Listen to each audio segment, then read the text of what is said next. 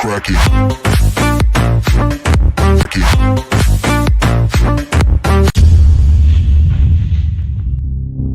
Dikutip dari tribunnews.com, polisi menetapkan Ketua Gerakan Nasional Pengawal Fatwa Majelis Ulama Indonesia atau GNPF MUI, Ustadz Bachtiar Nasir sebagai tersangka kasus TPPU Dana Yayasan Keadilan untuk Semua, atau disingkat KUS. Penetapan tersangka Bachtiar Nasir berdasarkan surat panggilan dengan nomor S. Pegel 212 VSS 3/2019 Dit-Tipideksus. Penetapan tersangka terhadap Bachtiar Nasir ini menuai reaksi beragam dari berbagai pihak. Ada yang menyebut penetapan tersangka ini bentuk kriminalisasi terhadap ulama. Namun, sebagian pihak menganggap hukum tak memandang profesi. Di sisi lain, Polri membantah melakukan kriminalisasi terhadap ulama. Berikut rangkuman pernyataan polisi hingga perjalanan kasus Bachtiar Nasir. 1. Polri bantah ada tekanan. Kadif Humas Polri Irjen Pol Muhammad Iqbal menegaskan Polri independen dan tidak ditekan oleh pihak lain dalam penetapan status tersangka Bachtiar Nasir. Tidak, Polri independen, tidak bisa ditekan-tekan.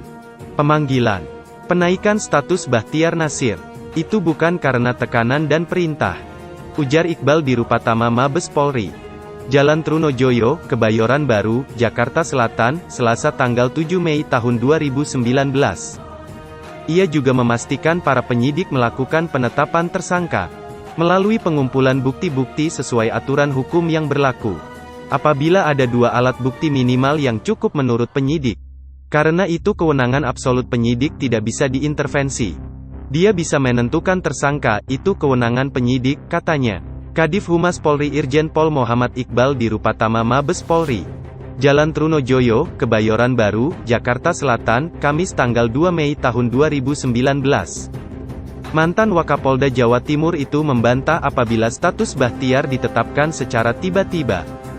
Kasus yang menjerat Bachtiar, kata dia, adalah kasus lama yakni tahun 2017.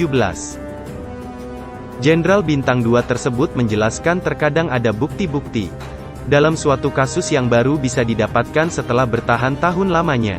Sehingga, penetapan Bachtiar sebagai tersangka pun wajar adanya. Itu kasus lama. Jadi jangan dikait-kaitkan dengan konstelasi dan lain-lain. Ini adalah upaya manajemen penyidikan yang selama ini sudah berlaku di kepolisian NKRI. Terutama proses manajemen penyelidikan dan penyidikan, tutur Iqbal. Ada bukti-bukti itu kan tidak hanya 1-2 hari, itu bisa bertahun-tahun. Dan penyidik sudah menemukan berbagai bukti yang kuat. Maka dari itu, penaikan status menjadi tersangka, tukasnya. 2. Sudah diperiksa 2017 silam rupanya, Bachtiar Nasir sudah pernah diperiksa polisi. Bachtiar Nasir dan 3 orang dari Yayasan Keadilan untuk Semua disingkat KUS. Diperiksa penyidik di kantor Bareskrim Polri. Gedung KKP, Gambir, Jakarta Pusat, Kamis, tanggal 16 Februari tahun 2017 silam. Mereka diperiksa sebagai saksi kasus dugaan pencucian uang, terkait penyalahgunaan dana Yayasan KUS.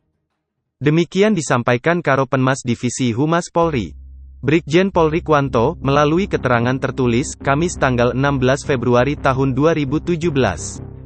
Kasus pencucian uang yang disidik Bareskrim Polri merupakan dana di rekening Yayasan KUS sekitar Rp 3,8 miliar yang digalang GNPF untuk aksi pada tanggal 4 November dan tanggal 2 Desember tahun 2016. Menurut Rikwanto, ada 8 orang dipanggil penyidik untuk menjalani pemeriksaan. Namun, seorang di antaranya, Nuim Hidayat selaku pengawas Yayasan KUS, tidak datang memenuhi panggilan, dengan alasan tengah sakit disertai surat keterangan dokter.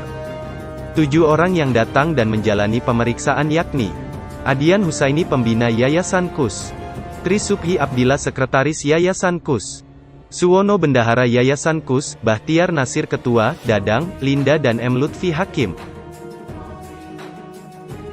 3. Penyidik tanyakan 37 pertanyaan ditujukan kepada Bachtiar Nasir pada 2017 mengutip Kompas.com.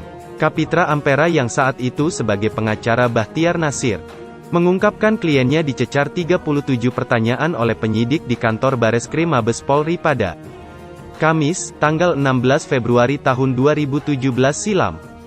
Ada 37 pertanyaan, alhamdulillah kita bisa menjawab dengan lugas. Di atas juga penyidiknya cukup komunikatif.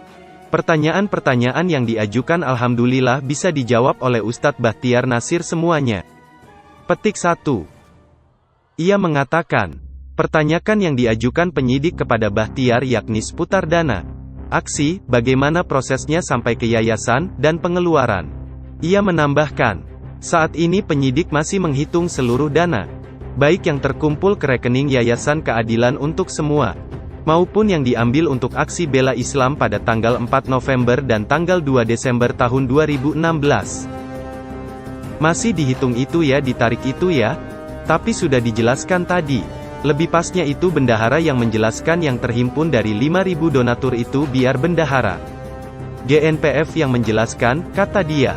Sebelumnya, Bahtiar mengatakan bahwa ada dana rep 3 miliar yang dikelola untuk aksi bela Islam pada tanggal 4 November dan tanggal 2 Desember tahun 2016. Dana tersebut berasal dari donasi masyarakat yang ditampung di rekening Yayasan Keadilan untuk Semua. Uang itu dialokasikan untuk konsumsi, peserta unjuk rasa, hingga korban luka-luka saat aksi 411. Bahtiar Nasir mengatakan, mereka juga menggunakannya untuk biaya publikasi seperti pemasangan baliho, spanduk dan sumbangan lainnya. Ada pula sumbangan untuk korban bencana Aceh sebesar 500 juta, dan di Sumbawa sebesar rep 200 juta. Bahtiar membantah ada aliran uang dari rekening yayasan ke pihak lain yang tak sesuai peruntukannya.